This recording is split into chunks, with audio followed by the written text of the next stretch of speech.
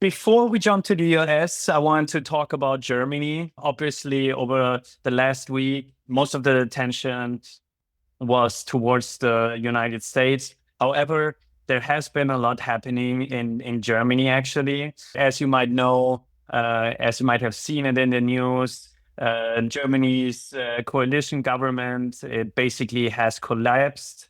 It was basically due to a budget dispute between the Chancellor Olaf Scholz and the Finance Minister Christian Lindner.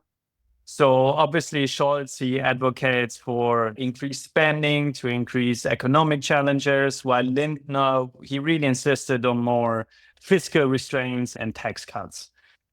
Long story short, they didn't get along. What happened is that Scholz officially fired Lindner, and that obviously resulted in a dissolution of the coalition. And the coalition in Germany, it was comprised of the Social Democrats, the Greens, and the FDP, the Free Democrats. What's happening now? We have a collapsed government in Germany. What's next, basically?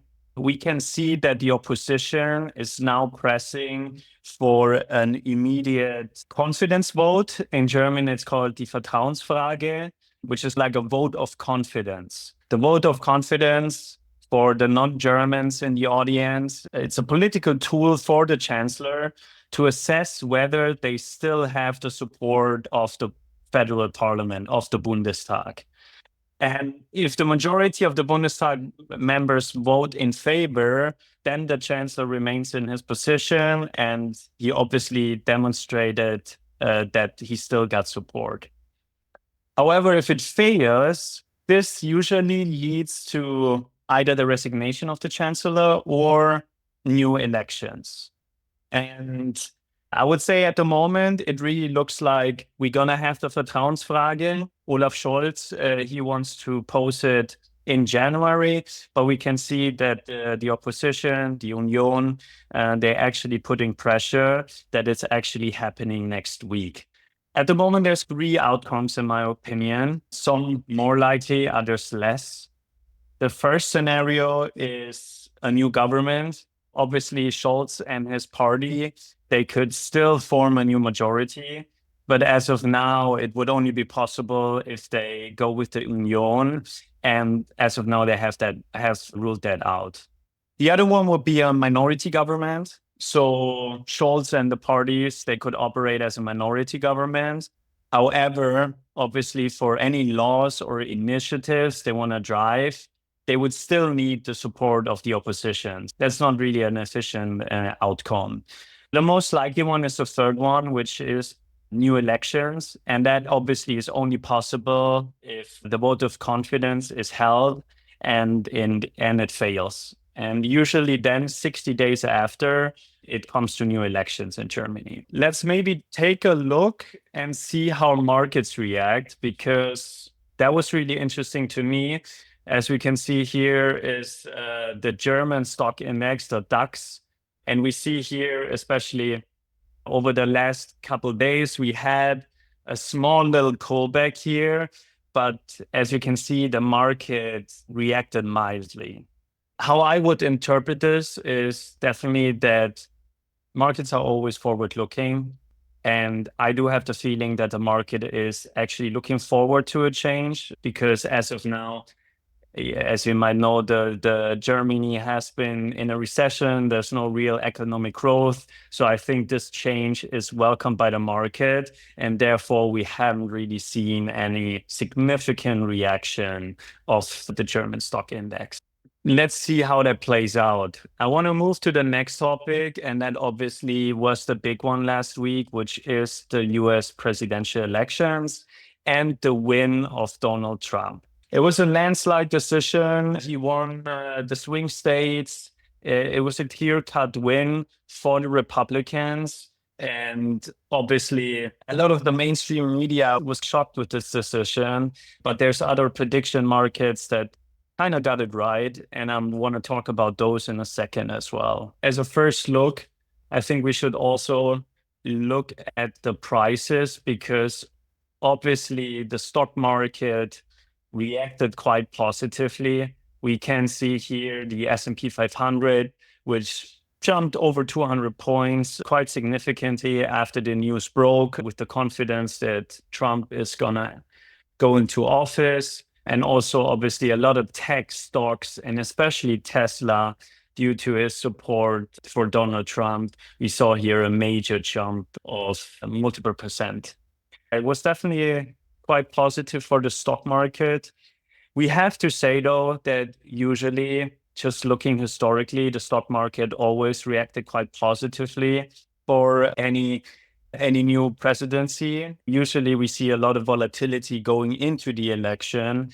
However, it subsides quite quickly afterwards, and then we usually go into a bull market in equities. So what does it mean for crypto? Obviously, with 21 shares, we provide crypto ETPs and ETFs, and we want to know what's the impact on the Bitcoin market and long tail assets in the crypto space. Very similar. Just looking, if we analyze the price first, what we can see here is basically, the last year. As you all know, here at the beginning of the year, we had the Bitcoin ETF approvals. Here we saw a quick pullback, but then we saw a rally leading into the Bitcoin halving, which happened on April 20th. But then basically since February, March, we've been consolidating in this range between 54 to like 72K, and it felt like forever. As you can see here, the consolidation, we tried to break through the 72K couple times, got rejected. Then here we also tested the support level, which we held, fortunately. But now, over half a year later, we finally were able to break through this important 70 to 73K resistance level. And if we are able to close the week here, then this is a confirmation and sets us up for further growth, in my opinion. This is definitely psychological as well. Bitcoin is now in a price discovery mode.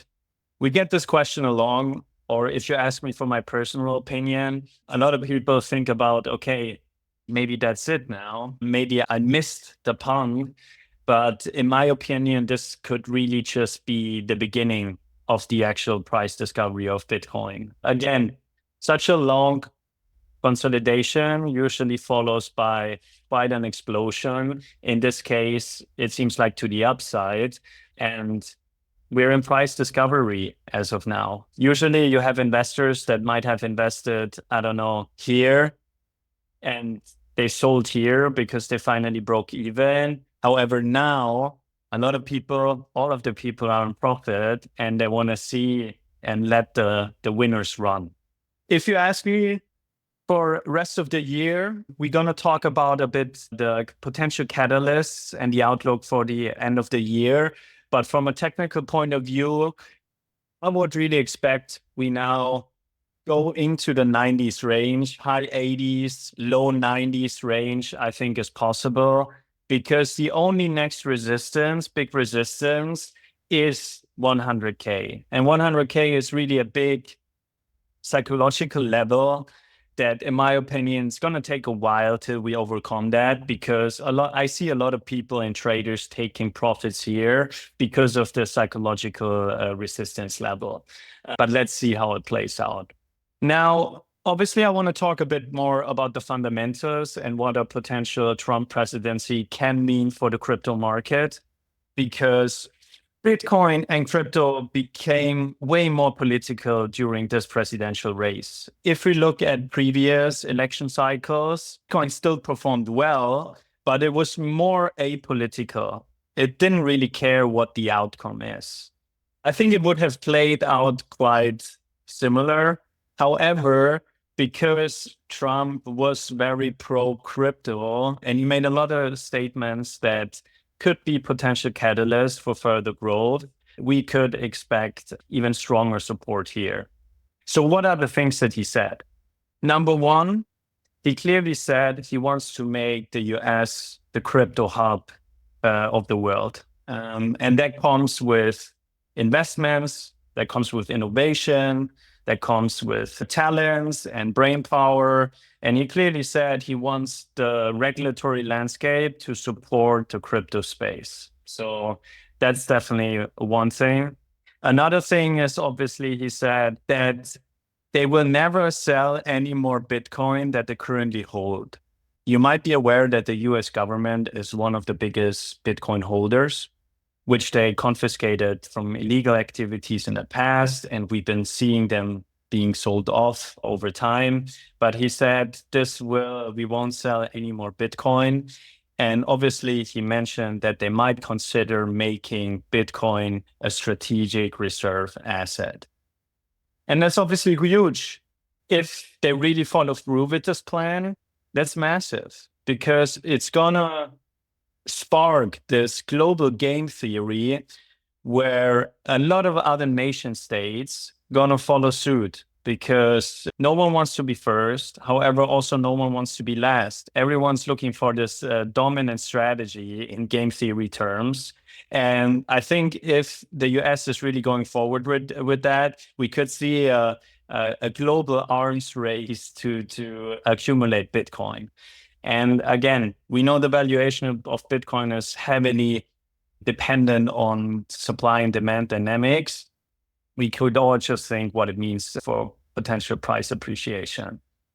Another thing that he said is, for instance, no capital gain taxes for Bitcoin or any mining related activities. Again, that further not only strengthens the mining community, but also incentivizes investments into Bitcoin. And lastly, yeah, we could also see clear regulation in the US. Over the last couple of years, we've seen a very hostile take towards crypto by the law and especially by the SEC. And Trump mentioned multiple times that one of the things he will be doing is to fire Gary Gensler. It still remains to be seen when this is going to happen, but I would assume there's a high chance that this happens once he steps into office.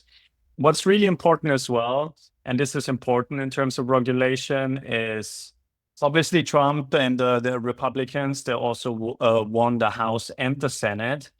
And we had this nice little overview here by Stand with Crypto, and it shows how many pro-crypto candidates are currently sitting, or after the election, are sitting in the House of Representatives and in the Senate. And as we can see here, it's clearly the majority. And that's obviously fantastic for everything going forward. For instance, here in the House of Representatives, we see a nice little breakdown. You're going to see people like Tom Emmer or Warren Davidson, who been very pro-crypto in the past, or here in the Senate, we obviously have well-known figures like Ted Cruz or Bernie Moreno. So we clearly see also from shaping a regulatory framework for the US landscape, it is a good setup now, which will spur innovation and hopefully more crypto-friendly regulations. Now, I want to change it up a bit. There was not only, I would say, Trump wasn't the only winner the US election. I think another winner was clearly Polymarkets.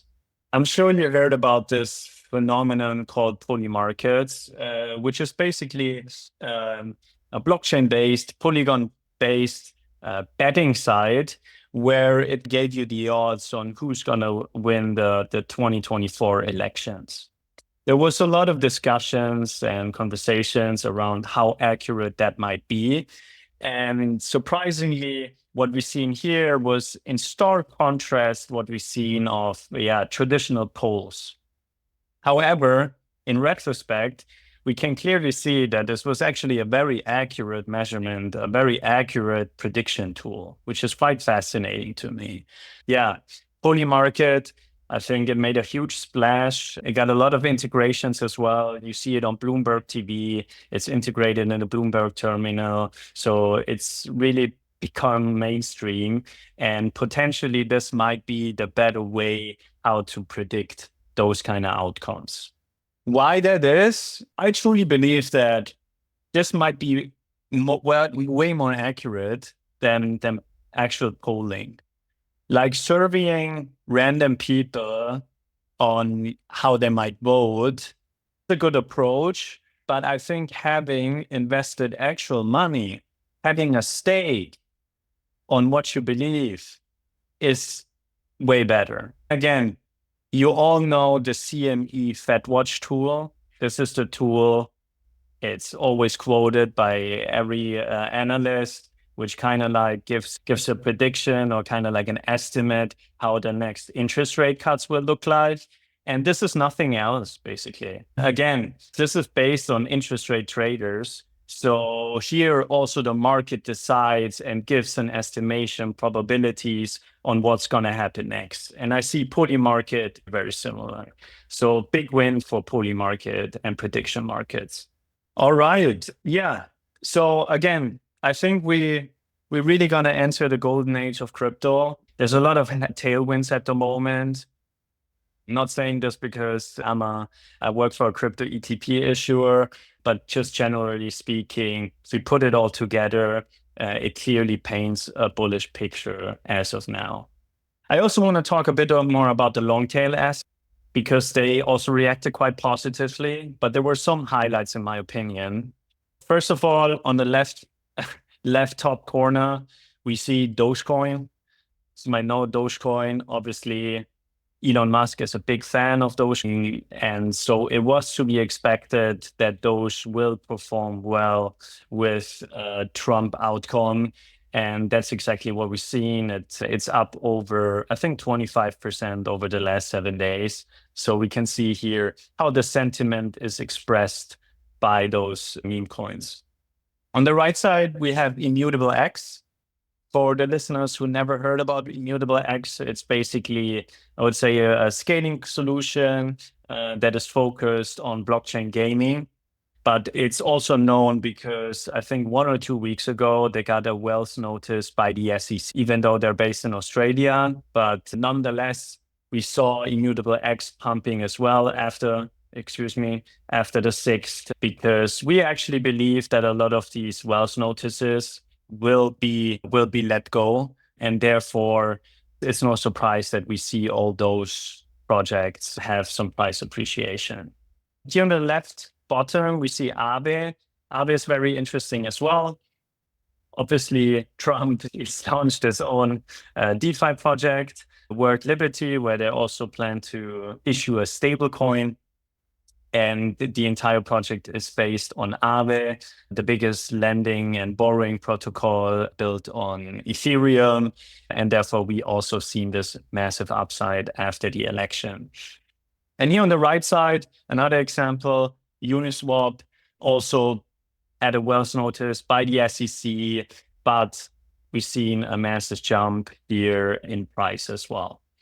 The last 2 projects here are both DeFi projects. And our market outlook for 2025 is really a bit of a return to DeFi. DeFi is one of the most consistently performing sectors. Obviously, at times, it hasn't been the most interesting or most exciting, but DeFi is one of those sectors that have been chugging along. It's very robust. And it's been working. Now, the only problem the DeFi sector really had was their tokens.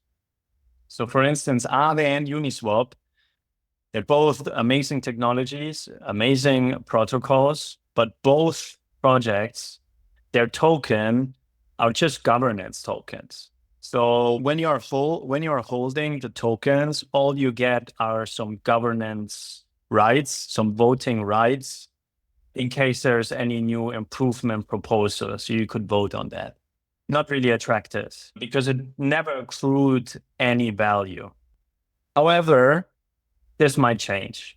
So the best example has been Uniswap. They recently announced their Uni chain. So now they're a standalone protocol, but they want to become their own blockchain. But they're also going to introduce revenue sharing capabilities, meaning the more is being traded via the Uni chain, token holders will get some part of that revenue. And obviously that changes everything. First of all, it makes it attractive for investors to actually hold the token.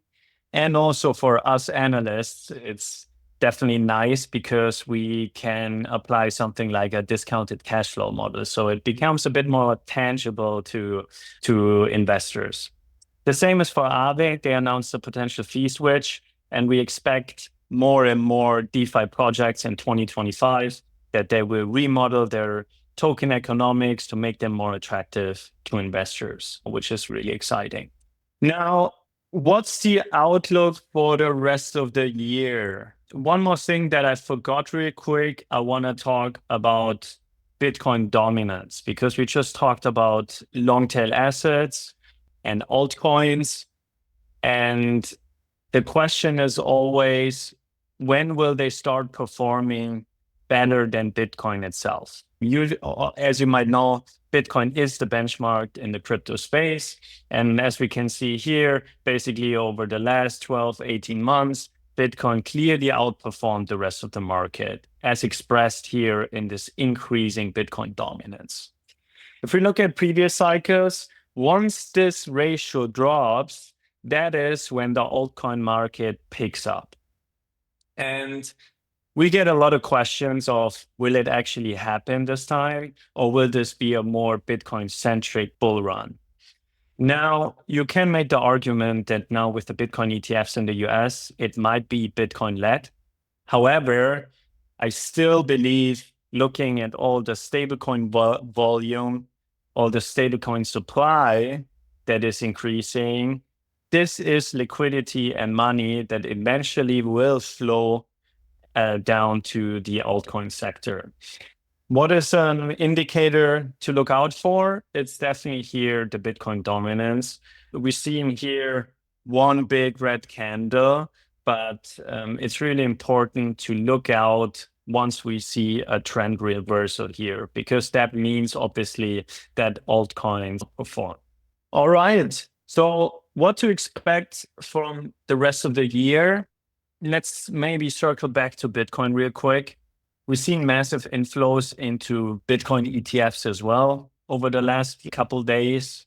And what you can see here is that we now reached over 1 million Bitcoin in these ETFs, meaning all the ETFs, they hold over 1 million Bitcoin. When we started, I think what's quite interesting actually is when we started here in January, when the Bitcoin ETFs got approved, we started at 620,000 Bitcoin in those ETFs. Now we're over 1 million. That means these ETFs have bought up over 350K of Bitcoin. Now, how many Bitcoin are coming in circulation? How many Bitcoin are issued on a yearly basis? It's around 165,000.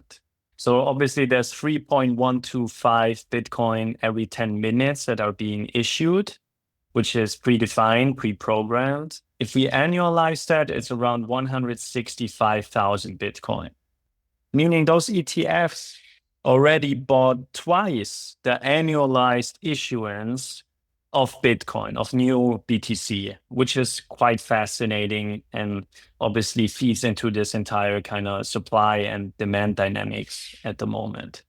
Another one is that we have to look out for with the new Trump administration. We do expect there's going to be more rate cuts by the Federal Reserve, but there will also be potentially be an influx of new money supply. And as we can see here, the money supply, M2 supply, strongly correlates with the Bitcoin performance, given all the central banks around the globe cutting rates, new liquidity incentive programs around the world, also in China. We clearly see, or we expect M to go up, and most probably Bitcoin as well. Then this one, I show this every single time because first of all, we love on-chain analytics. And secondly, it's not a lot of people think about this, still don't think about this in my opinion. What we see here in black is the Bitcoin price on a logarithmic scale. And on orange, we see the so-called long-term holders. So what are long-term holders? Basically wallets or investors that haven't moved their Bitcoin for over 155 days. Now you might ask, who are those people? First of all, those are people that basically lost their private keys. So the people from the early days that lost their keys, they're never going to move again. So obviously you're going to see them here on this orange line. Secondly, people that bought during the last bull cycle at the very top, and now they're finally at a break even. So they sell their Bitcoin. They're just happy to be out.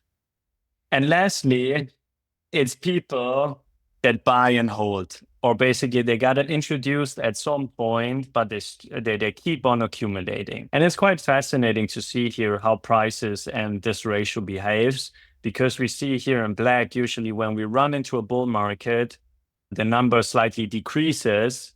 And during a bear market, we see accumulations, meaning the ratio going up. However, the most important thing here is the trend. We clearly see that more and more people start simply accumulating Bitcoin, a clear trend to the upper right. And at the moment, there's over 14 million Bitcoin held by these long-term holders, meaning 70% of all Bitcoin in circulation haven't moved for over 155 days. And out of 19.7 million, there's not a lot of Bitcoin left, actually, that currently are actively being traded. Now, what's to come next? I think it's potentially the last part of a bull market. As we can see here, if we compare it to previous markets, of course, here we see the days after the halving. A lot of people actually expect right after the halving that prices will explode, but we always said it's going to take a while till the effect takes place. And as we can see here, if we compare it to the previous cycles, it takes around 175 days until it actually picks up. And just looking at that, we're very much in the timeline. And then lastly, the seasonality. Obviously, we show this a lot as well. It basically shows how the Bitcoin price performed historically. And as we can see here, last month we had a webinar where we said October is also titled to be Uptober. We closed October with almost 11%. So that held true. Now, what to expect in November and December? Now, so obviously, we're already up 8.4%.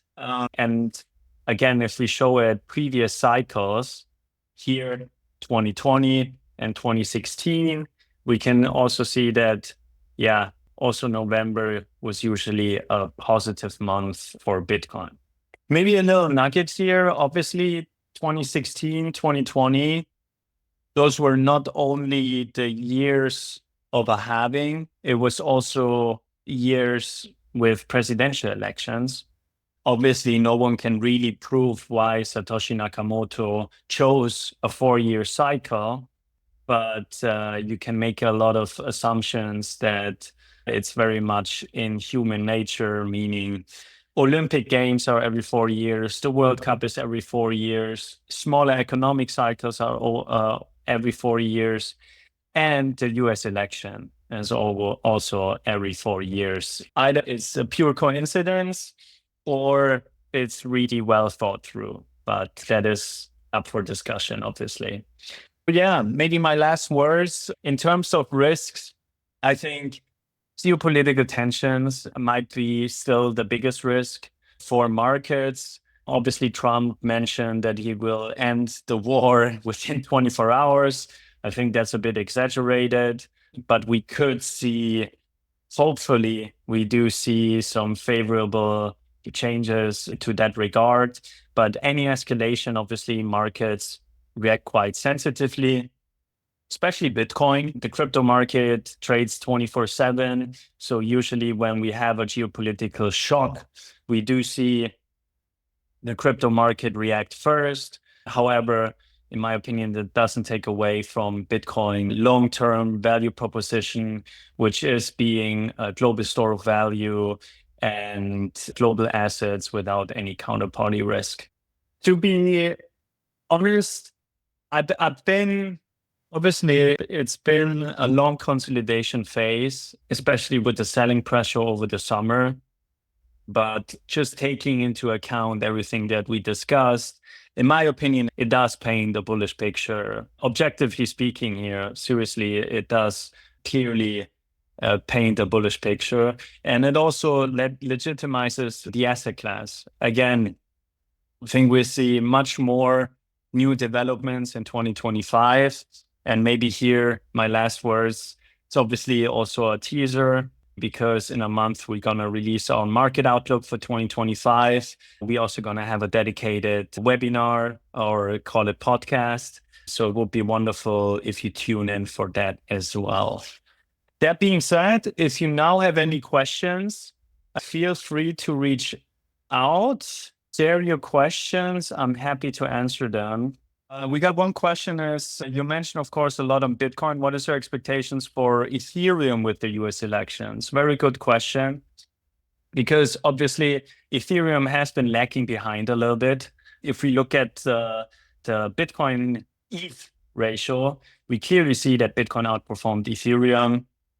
And this is not only because the spotlight was on Bitcoin, but also because we had Solana. So Solana, with a way better UX, UI, very smart strategic initiatives and partnerships, they were clearly able to attract way more users and therefore also have a better price performance. Obviously, we now already seen a big price appreciation in Solana, but we also seen a clear improvement in terms of fundamentals. Radium, for instance, which is the Uniswap of Solana, which is a decentralized trading, a decentralized exchange, clearly showed more trading volume on than Uniswap on Ethereum. And that's like a testament to how many users, how much activity Solana was able to capture over the last 12 months. We have another question, which is, what about XRP? What do you think is going to happen? It's a very good question. Obviously, I can't disclose too much around XRP. You might have seen that we filed for an XRP ETF in the US. However, again, let's see. Personally, or generally speaking, there's a good chance that by the end of 2025 or maybe into 2026, we do see, loosened regulations around new crypto ETF. That being said, XRP could be, who knows what's going to happen, could be in this bucket as well. From a macro perspective, do you expect a market correction in first half 2025, which also would affect BTC caused by a potential recession, as many market observers did recently? That's a very good question. I think the recession fears as of now have a bit subsided and faded. Obviously, there were some bad job reports in the US a couple of months ago. Also, inflation was a bit more sticky than initially expected a couple of months ago, and that sparked some recession fears. Also, given that we had an inverted yield curve for quite a while, and now it has been inverted, now it's normal again, and usually that's been one of those indicators that we might run into a recession. But as of now, given that inflation is coming closer to the 2% target, given the labor market, we don't see a very high risk of a recession in the first half of 2025. Obviously, that could change anytime, but as of now, I think that the risk is rather mitigated. What do you think of a strategy combining Bitcoin and gold in order to reduce the volatility while maintaining the upside potential of Bitcoin? I mean, I see the name of the guest here, and this is not someone from our company, but we obviously have a product like that. Yeah, this is a wonderful idea. That's why we did it. We do have a product that combines Bitcoin and gold, because obviously there's always been this fight between Bitcoin and gold. We actually think it should be Bitcoin and gold. Gold with a long track record, a long history as a store of value, Bitcoin being the emerging store of value. And if you combine them, actually, gold really provides the stability and reduces the volatility, while Bitcoin obviously, improves the Sharpe ratio and adds for the potential upside. Therefore, please reach out to us if you want to know more. But that's exactly why we launched one of our Bitcoin Gold products. Joined in late, but you have an opinion on Sui. Absolutely. Sui is one of those alternative layer ones that gain a lot of traction. The reason being is we think that especially user-centric, user-friendly layer ones will have a big win in the cycle. Obviously, Solana is the best example, but now we've also seen success stories like Ton, Sui, or Aptos. So what Sui does really well, it's very cheap, it's very fast, it might not be as decentralized, but it's very good in attracting new users. What I also think they do particularly well, or me personally, I'm excited about, is they're launching their own hardware device for gaming. Obviously, again, this is very consumer-centric, but like having a blockchain-based hardware where we can play video games, I find that quite exciting. Will it disrupt the entire gaming industry? I don't think so. We're way too early, but I still like this combination of seeing hardware, consumer-centric applications, and then ease of use coming together. And that's why Sui, Solana, and other user-centric layer ones are so successful, in my opinion. Elections are important, of course, but more for the short-term movements. Don't you think that the adoption of crypto in business, financial, new use cases, etc., is much more important for the positive long-term performance? Yeah, absolutely. Absolutely. Do you think the adoption of crypto in business, financial, new use case is much more important for the positive long? So the question is around not necessarily Bitcoin, but more of the long-tail crypto assets. I agree with you. When people ask me how I see the future of crypto, I basically say it might be very boring because the major value proposition is infrastructure, way more efficient infrastructure, especially for the internet and for financials. And here we've seen a lot of good use cases. I think stablecoins is the best example.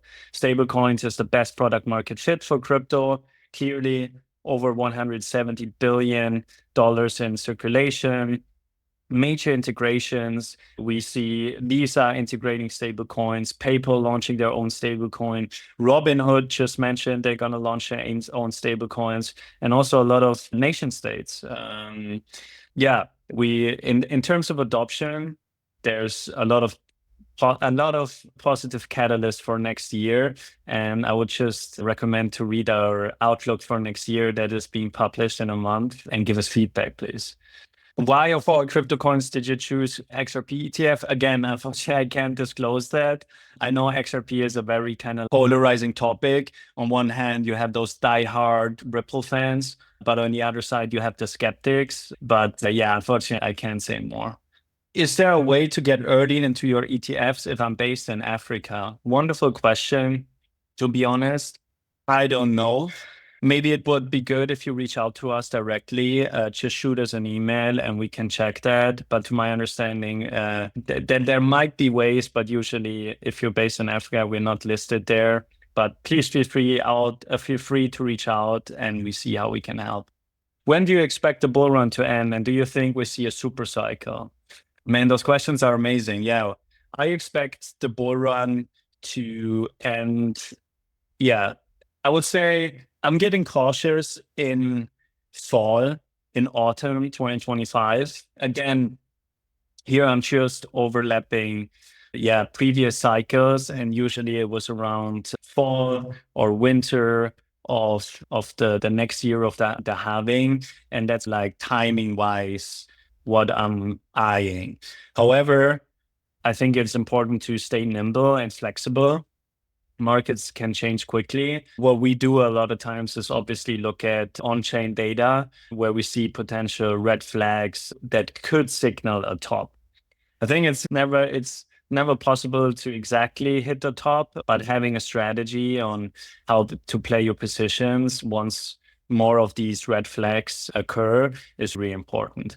To give you an example, net unrealized profit loss is a good indicator to look at. Been quite accurate in the past. Or another one I read it is the P cycle top indicator, which is also quite accurate. Thanks, Ömer. I did not know you have such a product. Yeah, please reach out to us. We're happy to provide more information. Here, more question. That's amazing. As a US investor investing in your funds, are the funds considered PF, passive foreign investment companies, by US authorities? Again, to be really honest, I don't know.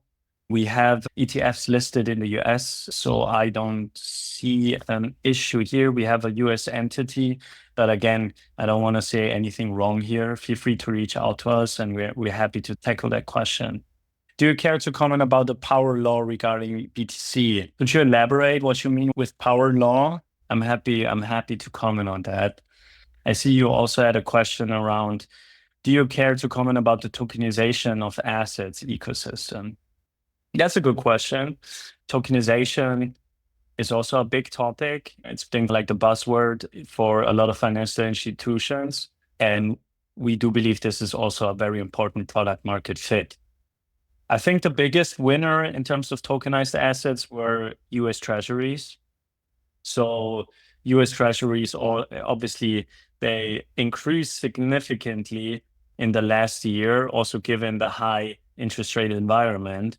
And maybe I'll show that real quick. You might know that we create those on-chain dashboards here, where we can basically track financial transactions in real time.